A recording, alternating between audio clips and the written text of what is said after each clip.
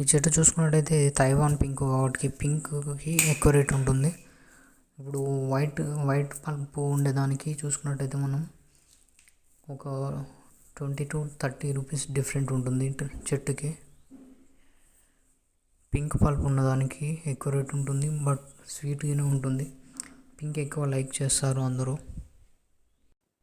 Dragon fruit యొక్క పంట ప్రతి సంవత్సరం మల్టిప్లై అయ్యుకుంటూ వస్తుంది. ఇప్పుడు ఫస్ట్ ఇయర్ 6 నుంచి 7 టన్నులు వచ్చిందనుకో, ట్రిల్లిస్ మెథడ్లో పెడితేనే 6 నుంచి 7 టన్నులు వస్తుంది. అదే పోల్ సిస్టమ్ మెథడ్లో పెడితే చూసుకున్నట్టయితే 3 నుంచి 4 టన్నుల వరకు వస్తుంది.